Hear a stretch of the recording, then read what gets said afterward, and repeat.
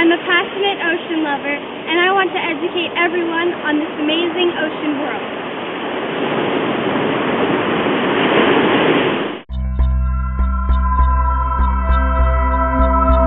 Today, I'm in Paradise Cove, and we're going to go and explore the tide pools.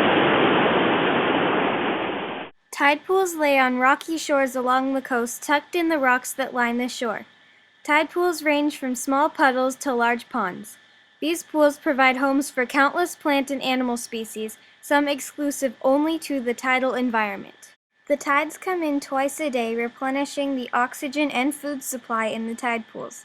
Some animals spend their entire lives in the tide pools and don't stray very far from the spot that they were born. Others swim in and out with the advance and retreat of the tides. The tidal environment is a very fragile environment because it is solely dependent on the ocean currents for nutrients. This means that it is susceptible to harm as much as any other ocean environment and should be treated accordingly. Let's see what we have here. So in this tide pool, you can see anemones. Anemones are little creatures that live in the tide pools, and they are filter feeders, which means that they filter out nutrients and bacteria from the water. Now, you can see these anemones clearly, but there are other anemones that you can't see as clearly because they're camouflaged. This is an example of a camouflaged anemone. Camouflage is no stranger to the animal kingdom, as countless animals use it to disguise themselves from predators or prey. What you might think isn't alive actually is. These little limpets, although they look dry and dead, they're actually just sitting there waiting for the tide to come back. If you look closely, you can see that there are actually little animals like pincers inside that they use to sift the current for nutrients when the tide comes in. The majority of tidal creatures are plastered to the rocks and use this filter feeding method to take in the nutrients they need to survive. You may think that animals are the only things that live in tide pools, but plants live here too. Plants such as seaweed and algae grow and thrive in the tide pools. With no roots, no flowers, and no leaves, they grip the rocks using a holdfast. These tidal plants become food and shelter for mussels, limpets, and other mollusks. This is a species of kelp called eelgrass. It grows in the shallows around the tide pools and the kelp forest.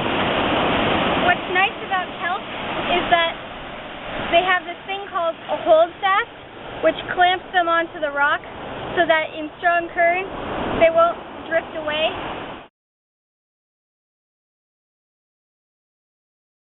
The important thing to do when observing the tide pools carefully is to make sure that when you touch something, you touch it with two fingers.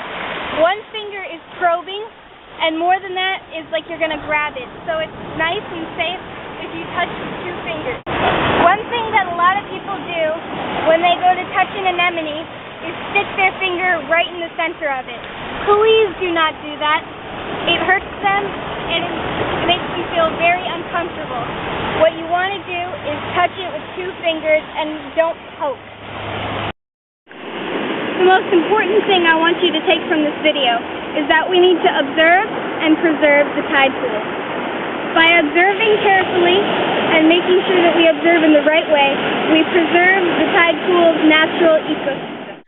One thing that I notice when I traverse the tide pools is the amount of trash that gets stuck in the pools. This is disturbing because any amount of human waste has the potential to contaminate and kill entire pools. I can never stress enough the importance of cleaning up after yourself so as not to contaminate the beach any further. Trash pickup is just one step towards ocean conservation. Well, thank you so much for joining me, and tune in next time when we explore more of California's Golden Coast.